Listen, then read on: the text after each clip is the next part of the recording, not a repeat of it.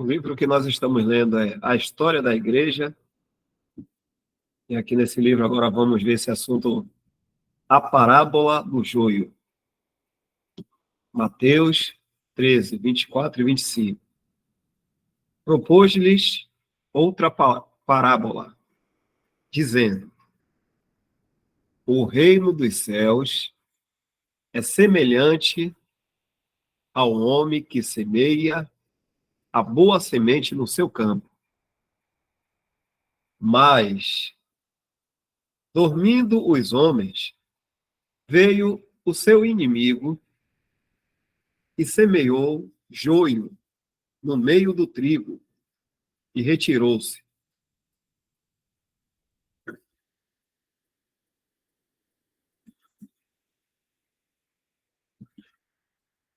Isso é exatamente no que se tornou a profissão cristã.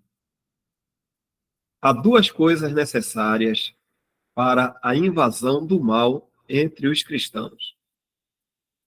A primeira é falta de vigilância dos próprios cristãos. Eles se tornam descuidados, dormem, e o inimigo vem e semeia joio. Isto começou a acontecer logo no início da história da cristandade. Encontramos essas sementes mencionadas até no livro de Atos dos Apóstolos e cada vez mais nas epístolas. A primeira epístola aos Tessalonicenses é a primeira que o apóstolo Paulo escreveu.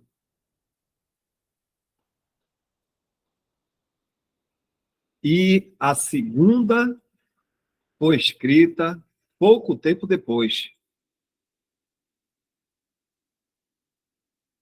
A gente tem isso aqui, né, na nossa lembrança. A primeira epístola, que é a carta 1 Tessalonicenses, ou a primeira carta que o apóstolo Paulo escreveu.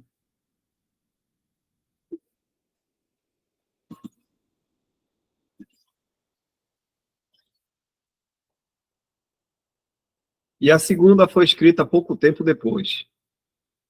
E nesta, ele já fala que o mistério da iniquidade já operava. E que se seguiriam outras coisas, como a apostasia e o homem do pecado.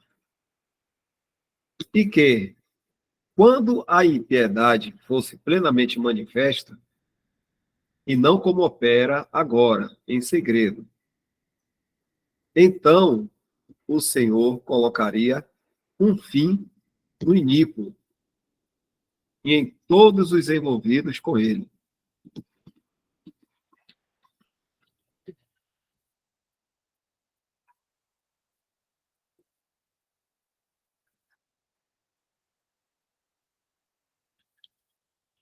O mistério da iniquidade parece ser semelhante ao joio mencionado aqui.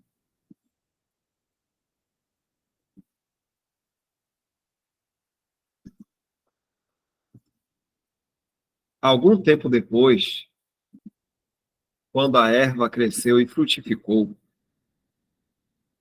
quando o cristianismo começou a avançar rapidamente sobre a terra, então apareceu também o joio. Mas é evidente que o joio foi semeado quase imediatamente depois da boa semente.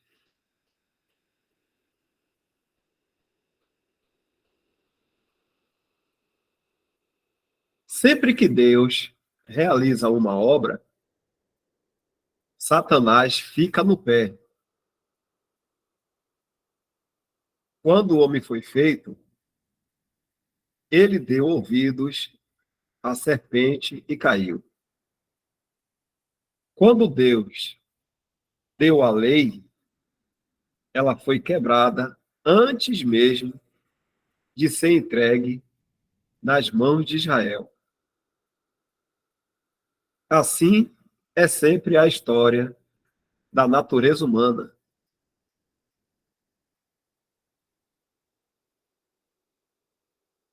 Assim o mal está feito no campo e nunca reparado. O joio não deve ser retirado do campo no tempo presente. Não há juízo para ele, por enquanto. Isso significa que deve haver joio na igreja? Se o reino dos céus fosse a mesma coisa que a igreja, não deveria haver nenhum tipo de disciplina. Deveríamos permitir a imundície da carne ou do espírito ali. Eis a importância de saber distinguir a igreja do reino. O Senhor proíbe que o joio seja tirado do reino dos céus. Deixai crescer ambos juntos até a ceifa. Mateus 13:30. Isto é, até que o Senhor venha em juízo.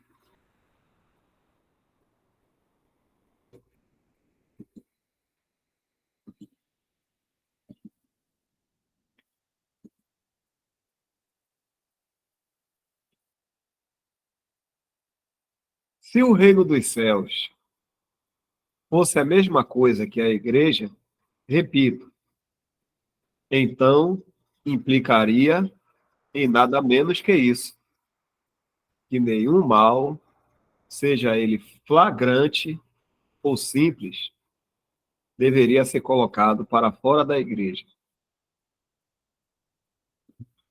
até o dia do juízo. Vemos então a importância de fazer essas distinções que tantos desprezam. Elas são totalmente importantes para a verdade e santidade. Não existe nem mesmo uma única expressão na palavra de Deus que possamos ignorar.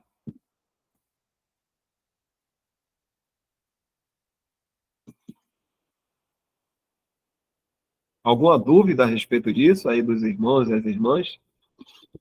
Sobre a diferença da igreja e do reino dos céus? Se houver, só acionar a mãozinha aí e os irmãos ajudarem na compreensão.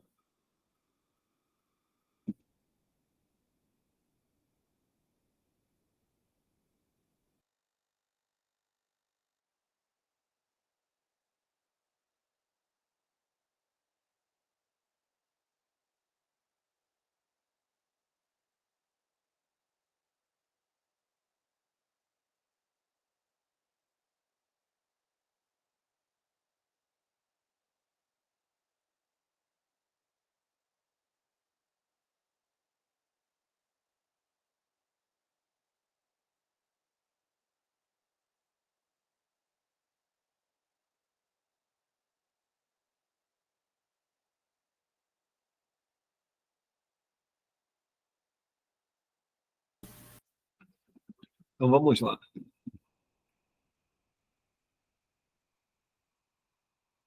Qual é, então, o significado dessa parábola? Não tem nada a ver com a questão da comunhão da igreja. É do reino dos céus que é falado aqui. O cenário da confissão cristã, seja verdadeira ou falsa. Assim, gregos, cóptas, nestorianos, católicos, católicos romanos, assim como evangélicos, protestantes, fazem parte do reino dos céus.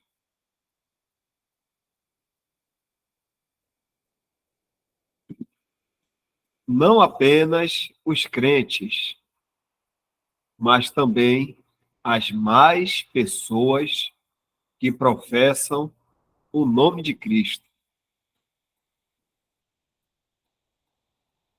Um homem que não é judeu nem pagão e que professa exteriormente o nome de Cristo está no reino dos céus. Ele pode até ser muito imoral e herege, mas não deve ser tirado do reino dos céus. Mas seria correto recebê-lo à mesa do Senhor?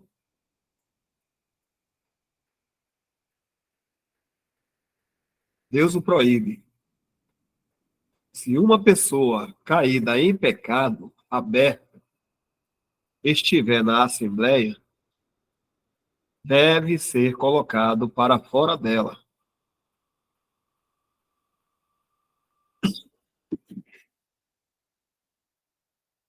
mas não será colocada para fora do reino dos céus. De fato, isto só poderia ser feito tirando sua vida, arrancando o joio pela raiz.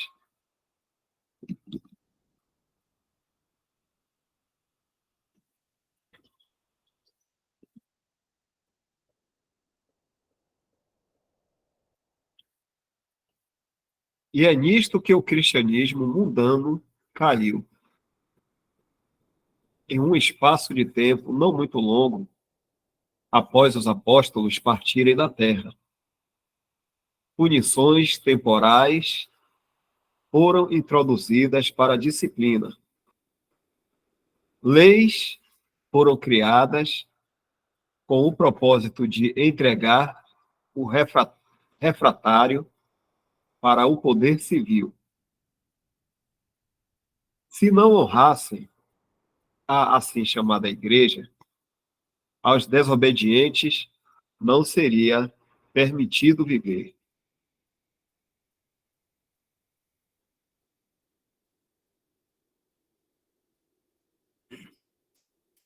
Deste modo, o mesmo mal contra o qual o Senhor estivera protegendo seus discípulos continuou. O imperador Constantino usou a espada para reprimir os ofensores da igreja. Ele e seus sucessores introduziram penas temporais para lidar com o joio, tentando arrancá-los. Tome a igreja de Roma, onde vemos tamanha confusão entre a igreja e o reino dos céus.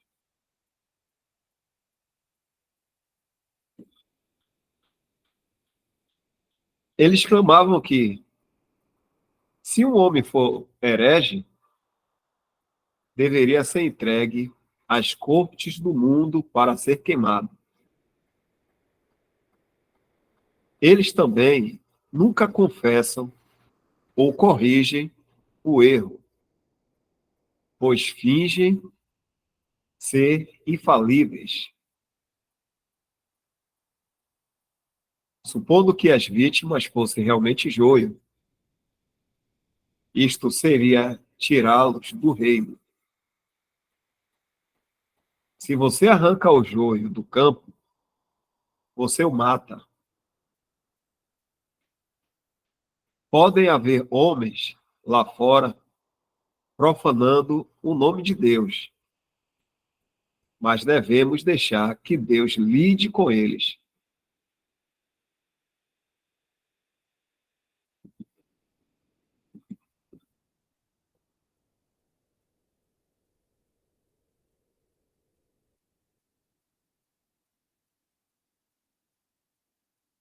Está claro aí para os irmãos essa questão? As irmãs também.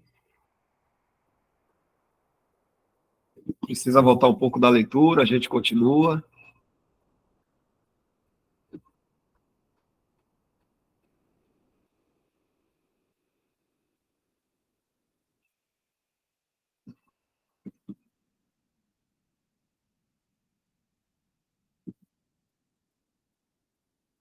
Marisete, tá entendendo? Tá dando para perceber o contexto do assunto que o irmão tá.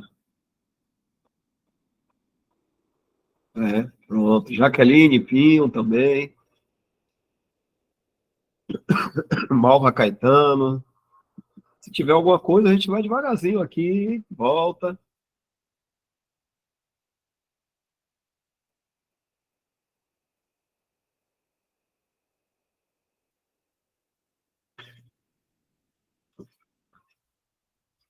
Aqui o Senhor tinha dado uma ordem de não. Os discípulos, o melhor, aqueles que estavam tomando conta do campo, quando ele fala a parábola, eles dormiram. Aí foi semeado o joio, e quando eles viram isso, eles disseram ao Senhor: quer que arranquemos o joio? O Senhor disse não, porque senão pode acontecer de arrancar o trigo também. E esse arrancar o joio do campo é justamente matar. Então o Senhor deu uma ordem a esses que tomavam conta do campo, dizendo para não arrancar, mas que deixasse crescer até o momento da ceifa. A ceifa seria o próprio Senhor fazendo o juízo com o joio. E o que foi que a Igreja Católica fez? Fez totalmente ao contrário do que o Senhor falou, achando que poderia tirar supostas pessoas, né, chamadas de hereges, porque não estavam obedecendo lá a suposta igreja, matando essas pessoas. O que pode ter acontecido é que alguns crentes verdadeiros foram nisso aí, né? Foram mortos.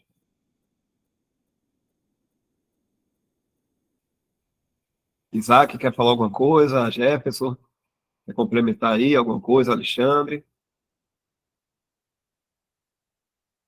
O irmão conheça do assunto também.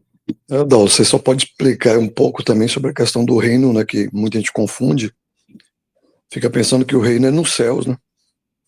Então é importante explicar isso daí, porque às vezes confunde um pouco. Onde é esse reino, né? Onde é que essas pessoas estão nesse reino?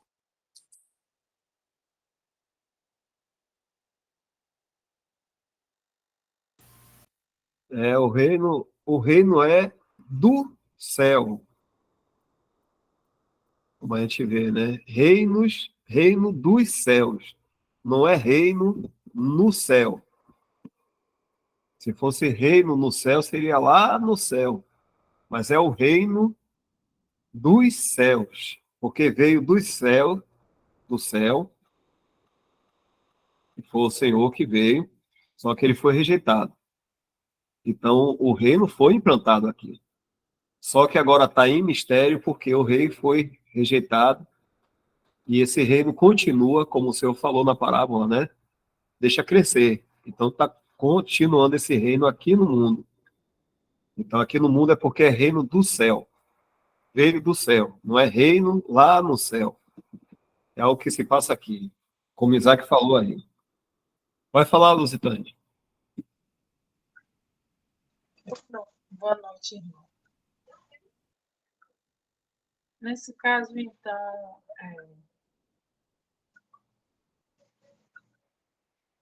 a questão do reino, evangelho do reino, para estabelecimento do reino, não é do reino dos céus, seria do reino milenial, o evangelho que aquele qual não falava, não é esse agora, é esse.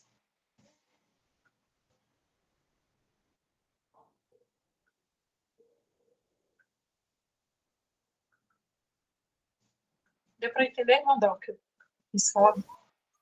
Você entendeu aí, Isaac? Porque está cortando um pouquinho aqui para mim. Ou Jefferson, algum dos irmãos aí. Se quiser, fale de novo, Lusitane. Ó, nesse caso, então, o evangelho do reino, do qual João falava, não é esse evangelho do reino, ou não é o reino dos céus. não é isso? Porque o evangelho do reino que João falava se refere ao reino milenial, e agora nós estamos no reino, inseridos na esfera do reino dos céus. Acho que eu misturei as coisas. Mas, irmão Isaac conseguiu entender o que eu quis falar? Acredito que sim, minha irmã. O que acontece é, como o Senhor Jesus é do céu, então quando ele veio para cá, ele está vindo ao reino dos céus. Porque o rei estava lá e ele veio para cá. Então ele iria implantar o seu reino aqui, mas ele é do céu, então o reino que ele implantasse aqui é um reino dos céus, porque ele não é da terra, ele é do céu.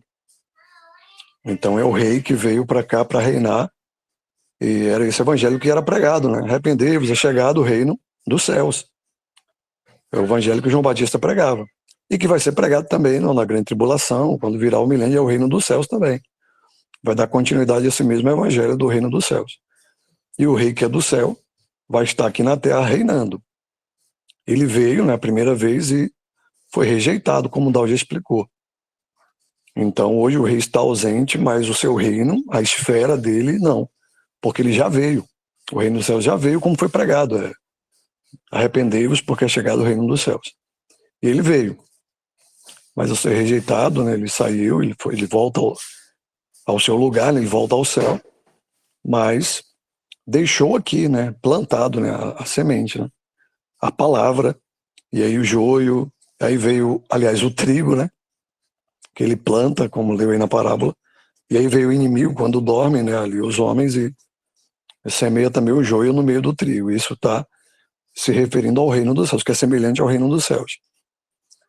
E queriam crescer juntos e tal, e só no dia do juízo que poderia acontecer a ceifa. Então, é basicamente isso daí mesmo, entendeu?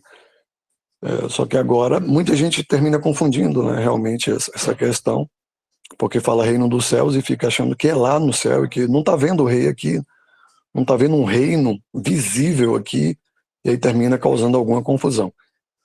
Mas aí só tem que tomar esses cuidados, que é um reino místico, né? A gente não vê, mas o Espírito Santo está aqui, né? O Senhor Jesus já veio e ele já deixou aqui, né, por assim dizer, o reino estabelecido, só que sem a sua presença, porque foi necessário que ele morresse, né, e ressuscitasse, fosse ao céu, para que a gente fosse salvo. Então tudo isso deveria acontecer, era mistério que acontecesse, e aí ele retorna depois, né, no milênio, e aí aquela pregação do evangelho do reino, como você falou, volta a ser pregado. Estamos agora pregando o evangelho da graça, mas aí volta realmente novamente o evangelho do reino. Arrependei-vos, porque é chegado o reino dos céus. É isso daí. Se algum irmão puder melhorar aí, corrigir, à vontade.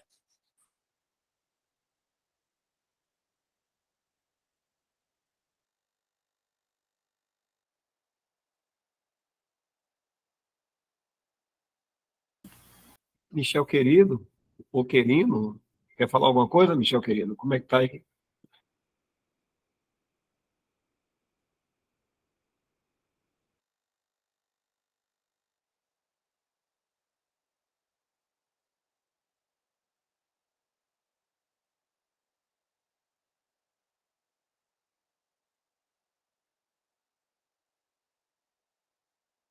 Michel não pode falar agora.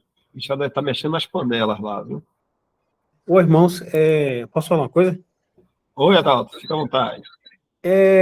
Quando fala assim, e tendo cochilado, não sei se a tradução fala dormido os homens, né? Vem o inimigo e planta o joio. Essa é responsabilidade nossa, do homem todo, ou só de alguns, assim? Eu não sei, eu queria saber sobre isso.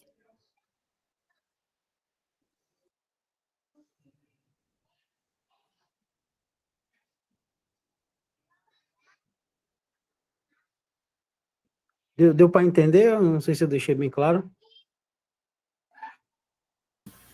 Deu sim, Adalto. Só guardando para ver se algum irmão quer responder. Ah, certo.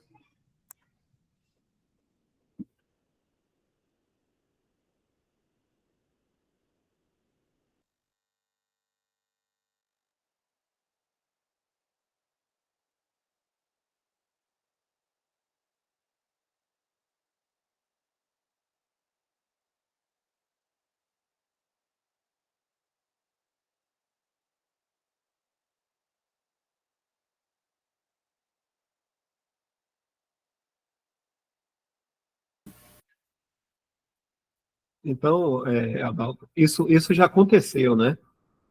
A entrada do joio no meio do trigo, isso já aconteceu. A responsabilidade hoje que nós temos é na Assembleia, porque a Assembleia não pode manter esse mal, assim como o reino dos céus, que é essa profissão cristã, se tornou essa profissão cristã. A Assembleia não pode manter esse mal na Assembleia. Então, o mal tem que ser julgado na Assembleia. Então, há uma responsabilidade para todos aqueles que estão em Assembleia, que estão reunidos ao nome do Senhor, de julgar o mal assim que ele aparece. Se existe um pecado, uma pessoa em pecado na Assembleia, tem que ser julgado. Vai ter que haver disciplina até chegar a decisão, distância maior assim, a última decisão, que é a excomunhão, né?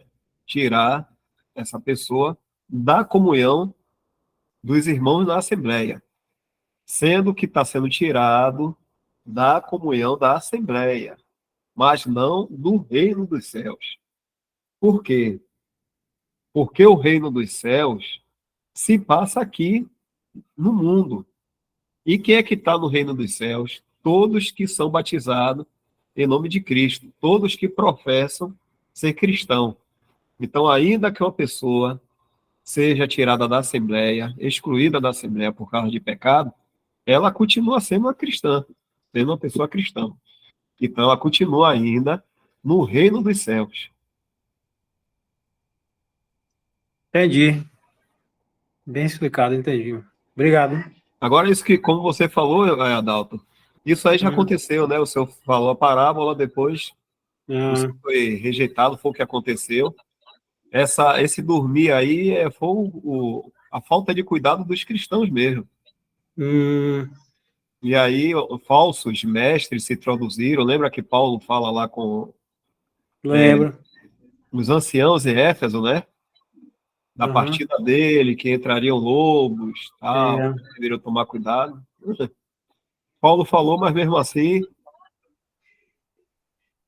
os cristãos foram dormindo.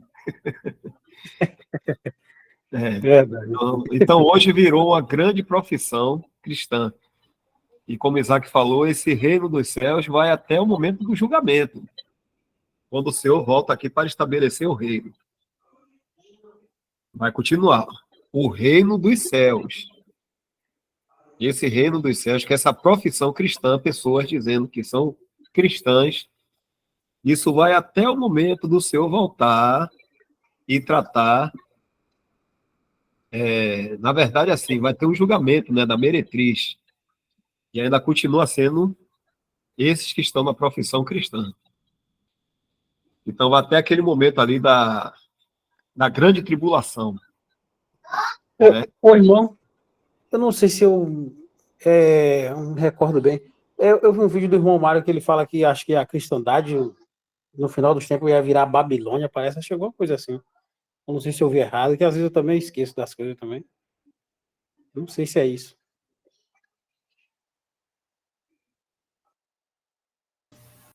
A cristandade hoje a gente não pode, por assim dizer, a gente não vai dizer que é uma grande Babilônia.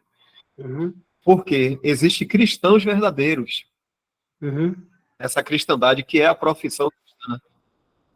Mas, quando a igreja for tirada daqui pelo arrebatamento... E ele fala sobre isso mesmo, é quando a igreja for tirada, realmente. Ele fala que é depois que a igreja for tirada. Aí sim vai ficar somente aqueles que professam da boca para fora. Não vai ter nenhum cristão verdadeiro dentro dessa profissão. Só vai ter falso seguindo. Então, esses falsos aí é que vai se tornar a grande Babilônia, né? Porque vai ter uma grande junção de religiões aí, essa união toda, que vai se unir também ao governo, ao poder político, né? E vai ter toda aquela celeuma ali, e aí ela se torna a grande Babilônia, mas... Ele fala ainda que acho que e os povos da terra se unirão com ela, alguma coisa assim. O irmão Mário fala até sobre isso. Isso, realmente. Mas hoje não, hoje a gente não pode dizer que a cristandade é uma Babilônia, grande Babilônia. Uhum. A gente pode dizer que é o reino dos céus, né? Que vai até esse momento que a gente está falando aqui também, que ela vai se tornar uma grande Babilônia, porque ainda vai ter gente professando. Porém, não são verdadeiros. Não são verdadeiros. Porque assim que a igreja, os verdadeiros são tirados daqui, a profissão cristã continua. As denominações aí continuam, os evangélicos protestantes, catolicismo, continua aí, só que falsos crentes, falsos, né? E aí o Senhor chega um momento que trata com eles. Então é isso aí, o reino dos céus abrange falsos e verdadeiros e está acontecendo nesse momento. Como é que a pessoa entra no reino dos céus? Através do batismo. Pode falar, Adalto. Não, era só isso mesmo. Eu estava só ouvindo, eu esqueci o microfone ligado.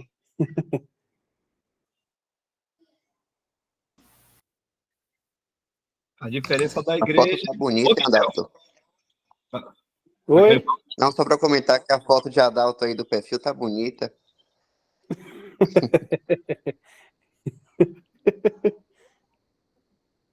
Né? Por isso tá bonito, né? Eu.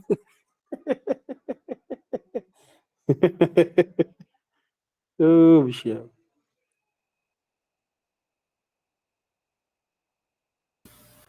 É aquela história, né? Adalto é legal, é bonito quando tá dormindo, viajando, né, Michel? Não.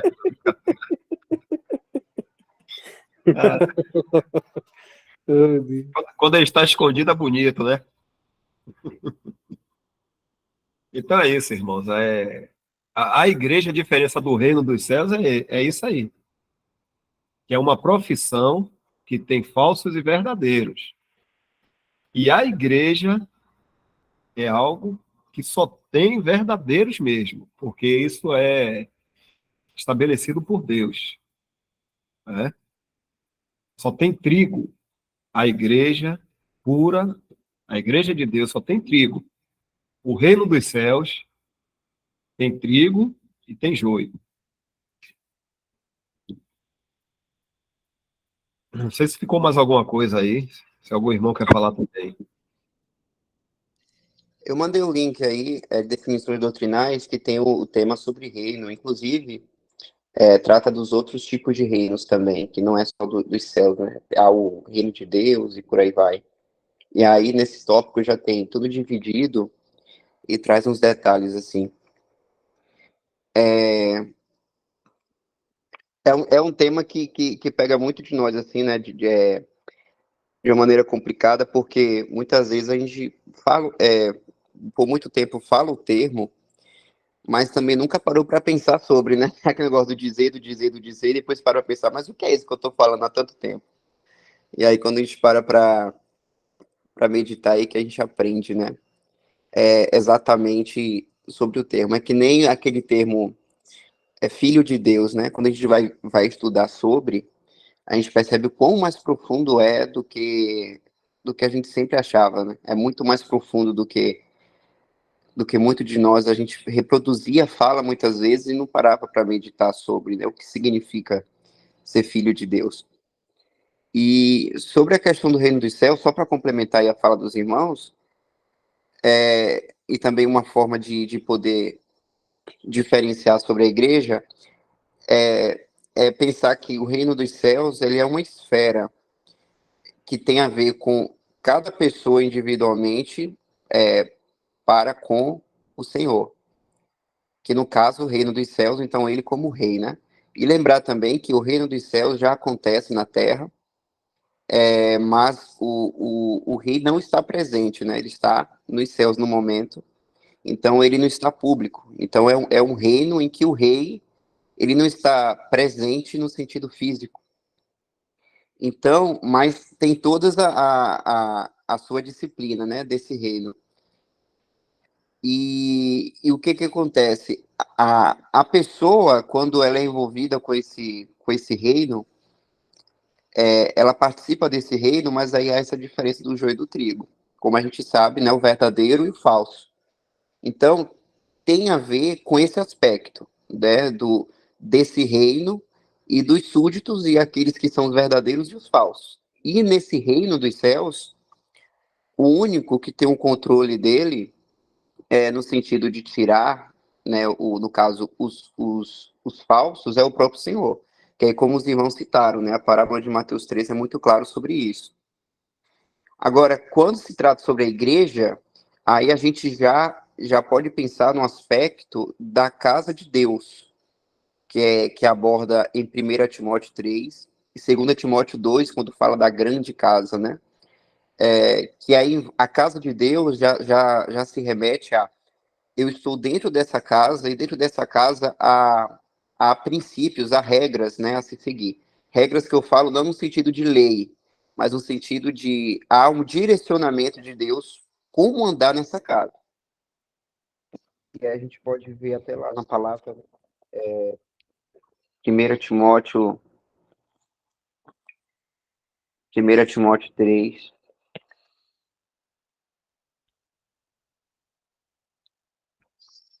É 1 Timóteo 3, verso 15. Deixa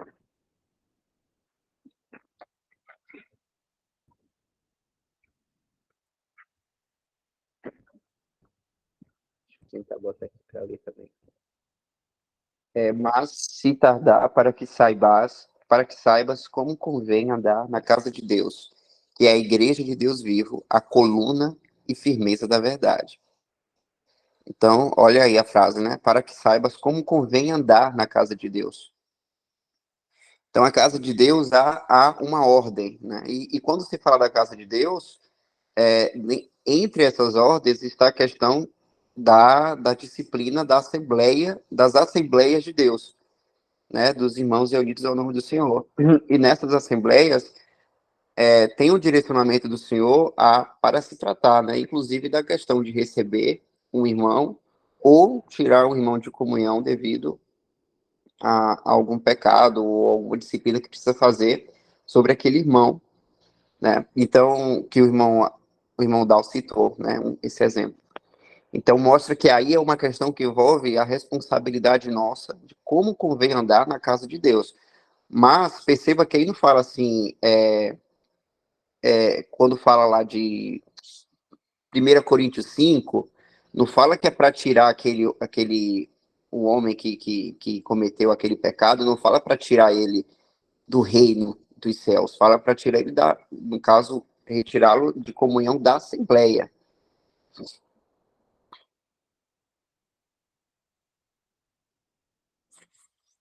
Então, isso mostra, eu estava tentando lembrar o versículo aqui, mas não encontrei. Mas isso mostra, irmãos, que a administração que os irmãos têm nas assembleias é sobre a assembleia, não tem a ver de administrar uma coisa do reino dos céus, né? Deus, ele não deu essa autoridade. E lembra aí, ó, 1 Coríntios 5, verso 13, mas Deus julga os que estão de fora, tirai, pois, dentre vós a esse iníquo. Então não fala de tirar do reino, até porque os irmãos não têm essa autoridade de colocar e tirar alguém do reino dos céus, né, do Senhor. Então há essa diferença. O reino dos céus já acontece no mundo, porque há pessoas dentro dessa esfera, né, desse círculo, que quem entra nesse círculo, né, foi um círculo que é uma maneira para a gente imaginar um desenho. Quem está dentro desse círculo são pessoas que dizem que o Senhor, que o Senhor Jesus é o Senhor deles, inclusive por meio do batismo, né, que é um ato físico que demonstra que a pessoa está adentrando nesse reino. Todavia, nem todos que fazem isso ou que professam o Senhor são os verdadeiros. Então, esses são o joio. Então, o Senhor, em um dia, em um momento certo, ele vai retirar o joio desse reino. E também acontece que, para uma pessoa também sair desse reino, os falsos, por exemplo, é por meio da morte física, porque a pessoa saindo desse mundo, logo ele sai desse reino, porque o reino acontece aqui no mundo, né? Então, há por meio disso também.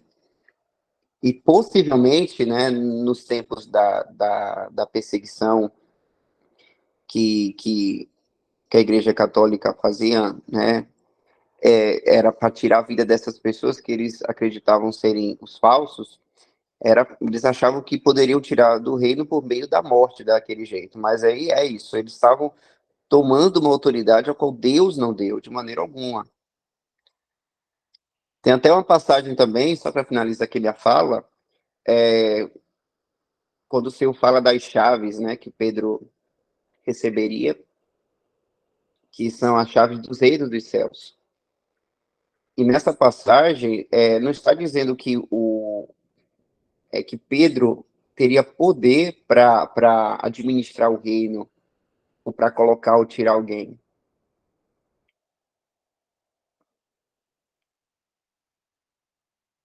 Verso 19 aí, Mateus 16, 19. E eu te darei as chaves do reino dos céus, e tudo que ligares na terra será ligado nos céus, e tudo que desligardes na terra será desligado nos céus.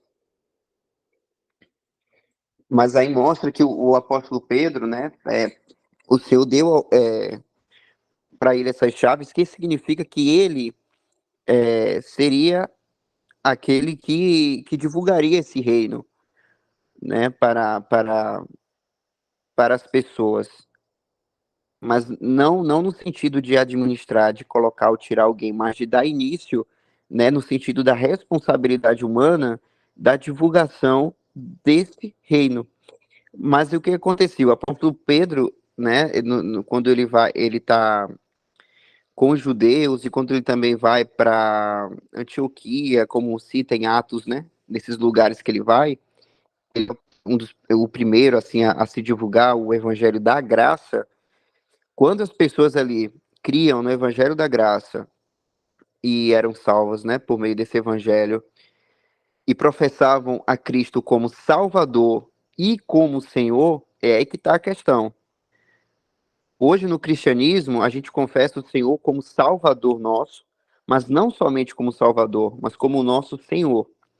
Então, quando a gente professa Cristo como Senhor, logo nós estamos demonstrando que há um reino aqui já nesse mundo, que é justamente o reino dos céus. Então, o apóstolo Pedro, ele divulgou o evangelho da graça e, consequentemente, também o reino, em que nesse reino há uma forma onde que se espera que seus súditos sigam. Que a gente pode lembrar, por exemplo, do Sermão da Montanha, né? Aquelas orientações práticas que o Senhor dá de como de como as pessoas têm que andar nesse reino, né? O Sermão da Montanha já é um exemplo. Então, o apóstolo Pedro, ele deu esse início de divulgação, assim, por meio do Evangelho da Graça, e então ele recebeu as chaves como se fosse para abrir as portas, né? Tanto primeiro para os judeus, depois para os gentios, e aí depois chegou o apóstolo Paulo também e focou mais nos gentios. Mas é isso, irmãos, há essa diferença, né? E é importante não misturar as duas coisas, reino dos céus e igreja. E aí esse tópico aí do link que eu mandei vai exemplificar muito bem e trazer mais detalhes sobre.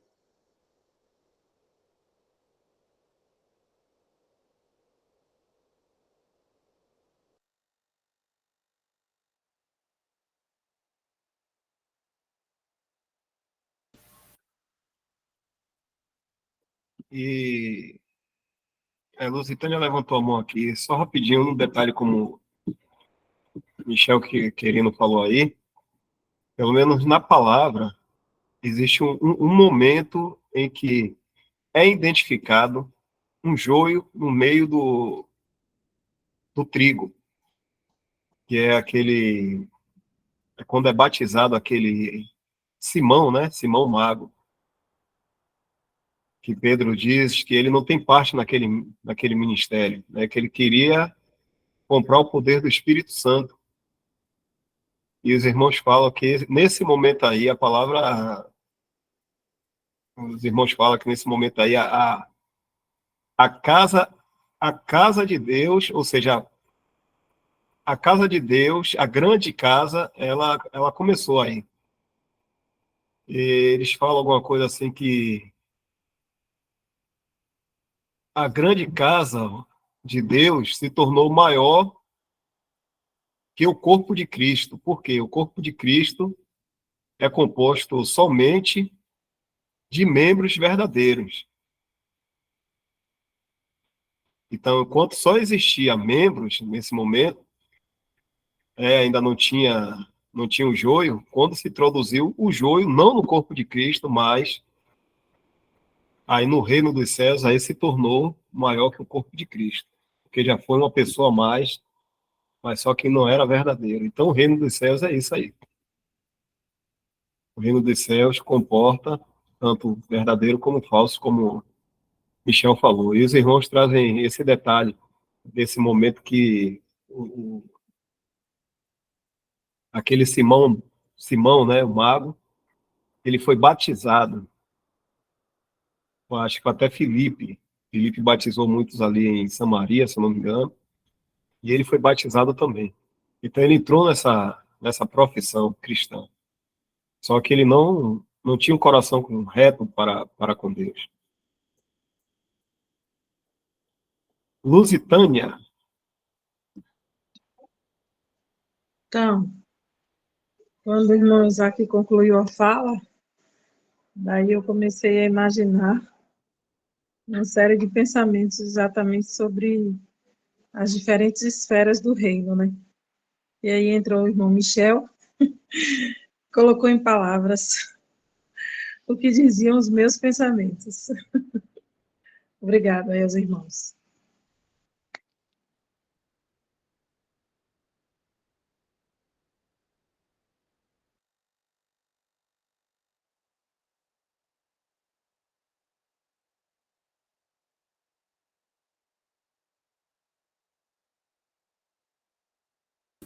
Vai falar, Leôncio.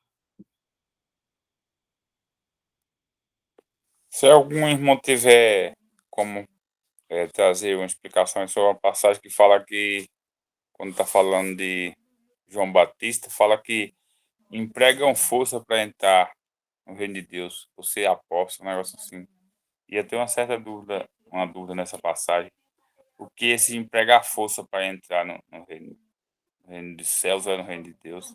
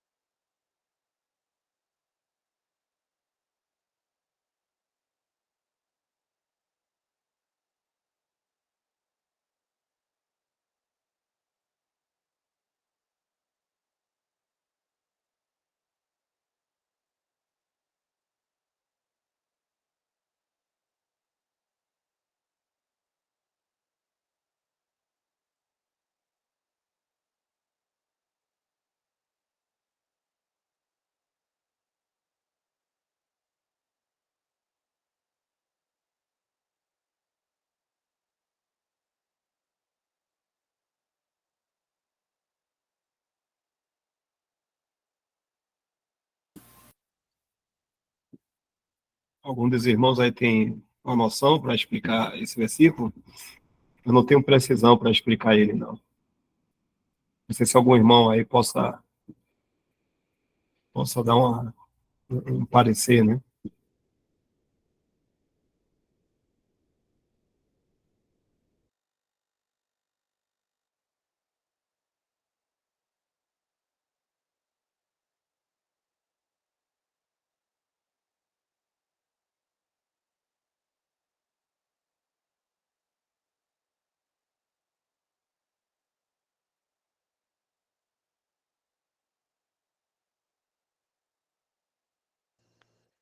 Tem uma versão, eu estava vendo aqui a versão de Mateus, Mateus capítulo 11, verso 12.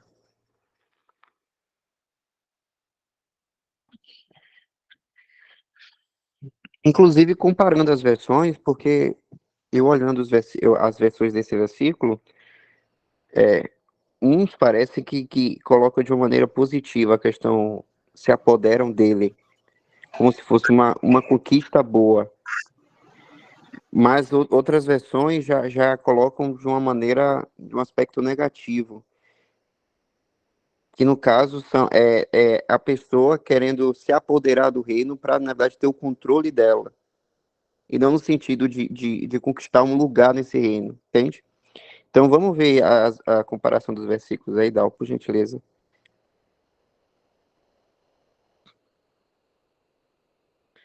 Aí na corrigida, e desde os dias de João Batista até agora se faz violência ao reino dos céus, e pela força se apoderam dele. Aí essa outra também bota apoderam dele. Aí, ó, a imprensa bíblica colocou, e os violentos o tomam de assalto. A tradução brasileira já colocou assim, e os que se esforçam são os que conquistam. Tá vendo? Em uma maneira positiva. Mas a gente tá vendo que é totalmente diferente da versão anterior. Vamos ver a atualizada também, né? Fica ambíguo ali. E os que se esforçam se apoderam dele. Aí, ó, a católica, né? Violentos se apoderam dele. E a outra, e a força são os violentos que o conquistam. E pelo contexto do versículo, né? Como fala que na primeira frase já é em um aspecto negativo, então essa segunda frase também ela é uma, pode-se dizer assim, né? Uma continuidade do discurso. Então, ali, ó, por exemplo, a John Nelson Darby. Mas desde os dias de João Batista até agora, o reino dos céus é tomado pela violência, e os violentos se apoderam dele. Então, entendo que é no sentido de desde João Batista, o reino dos céus, que inclusive começou a ser divulgado aí pelo próprio Senhor, estava sendo violentado, né, no sentido das pessoas, principalmente os religiosos, é, quererem desfazer, né, tanto a mensagem do evangelho do reino, como o próprio reino. Tem até um outro versículo que fala que o Senhor está ali falando com os fariseus, e ele fala que os fariseus não deixavam as pessoas, no caso, entrarem, como se estivesse barrando a entrada, sabe? Mas agora deixa eu ver se isso é em Mateus 19, vamos ver aqui. Eu já Não, ouvi essa passagem também, já. é, é um capítulo onde é de Mateus, que o Senhor faz um longo discurso falando um monte de coisa para eles.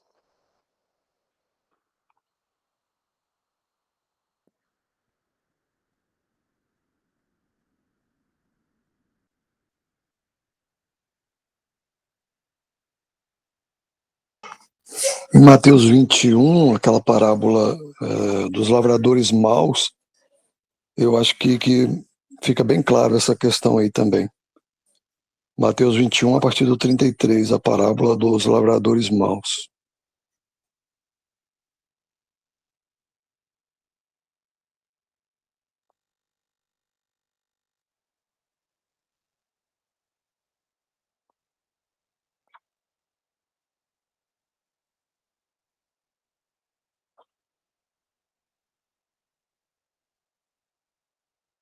O Matheus colocou aí, Michel, é isso?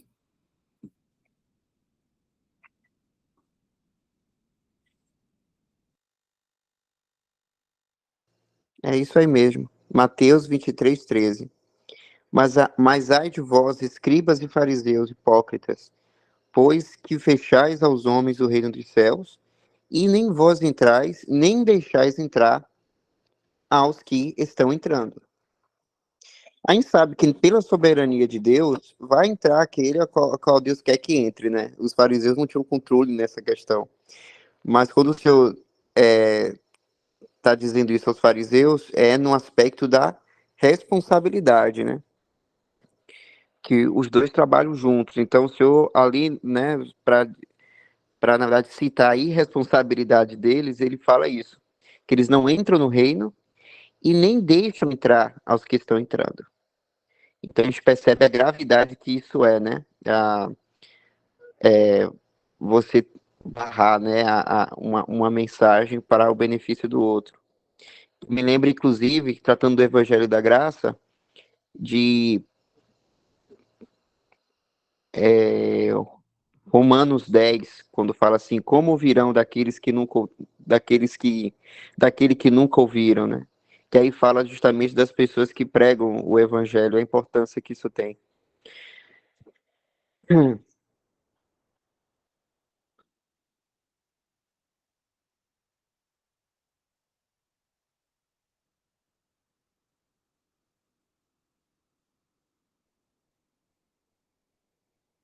Aí, ó, verso 14. Como, pois, invocarão aquele em que não creram?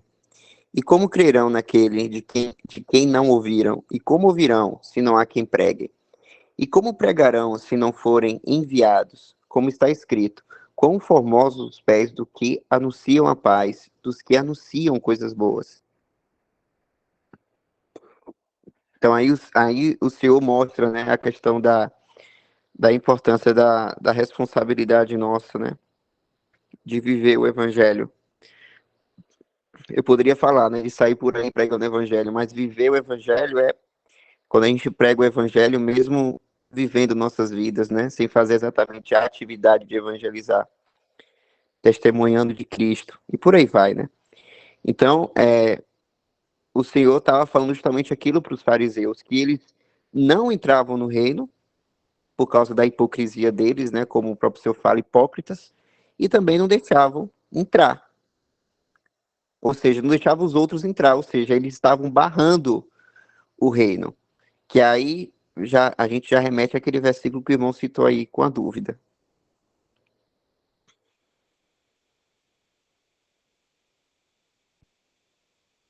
Só um complemento rápido, né, já nosso tempo está avançando, mostra a questão do esforço, né, humano em querer tomar o reino, né, aquele versículo que o irmão falou. Então, usar de violência, usar a própria força, né, para obter isso. E a gente vê que até hoje é assim, né? O ser humano, ele não quer aceitar a obra de Deus, né? Ele não quer aceitar de graça as coisas do Senhor. Ele quer tomar a força, ele quer fazer do seu jeito. A gente vai ver que em Mateus 21, a parábola que eu falei lá dos lavradores mal, é bem isso que vai estar explicando, né? Vai falar que um pai de família que plantou uma vinha, secundou o valado, construiu um lagar, edificou uma torre, arrendou aos lavradores e arrendou para longe. Mas chegando o tempo do fruto, enviou seus servos aos lavradores para receber os seus frutos. E os lavradores, apoderando-se dos servos, feriram um, mataram o outro, apedrejaram o outro. Depois enviou outros servos, em maior número do que os primeiros, e eles fizeram-lhe o mesmo. E por último, enviou-lhes seu filho, Senhor Jesus aqui, dizendo, terão respeito a meu filho. Mas os lavradores, vendo o filho, disseram entre si, este é o herdeiro, vinde, matemo-lo e apoderemo-nos da sua herança. E lançando mão dele, o arrastaram para fora da vinha e o mataram.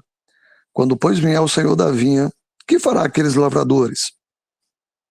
Dizem-lhe eles, dará afrontosa morte aos maus e arrendará a vinha a outros lavradores que a seu tempo lhe deu frutos. Disse-lhe Jesus, nunca leste nas Escrituras? A pedra que os edificadores rejeitaram, essa foi posta por cabeça do ângulo. Pelo Senhor foi feito isso. E é maravilhoso aos nossos olhos? Portanto, eu vos digo que o reino de Deus vos será tirado e será dado a uma nação que deu seus frutos.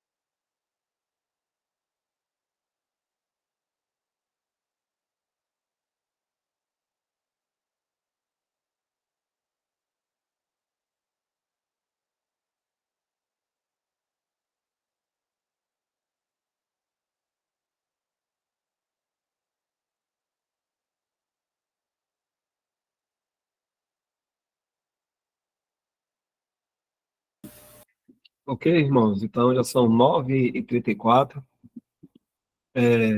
Alguém me ajuda aí? Nós paramos aonde mesmo? Podemos deixar. Acho que parou aqui, né?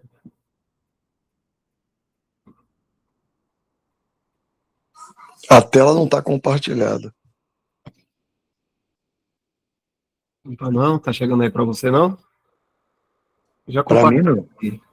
Ó, tá para outros também, assim? Para mim tá chegando, Major. Deixa eu ir voltar aqui para ver. Espera aí. Ah, para mim chegou, agora estou vendo. Chegou agora? Chegou. Eu creio que a gente continua daqui. Vou pegar essa parte aqui mesmo, né? E aqui.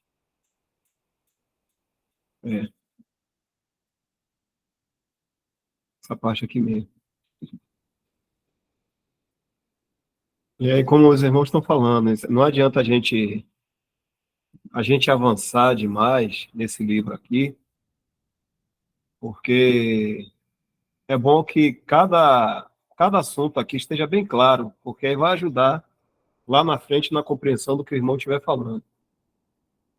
Então, a gente tem que ter esse discernimento do que é reino dos céus, o que é a igreja, não é? Para então o assunto continuar e ficar mais fácil para a gente captar as coisas. Não adianta a gente correr. Isso é muito bom a gente ter essas meditações aqui e quem puder ajudar, ajuda aqui na compreensão.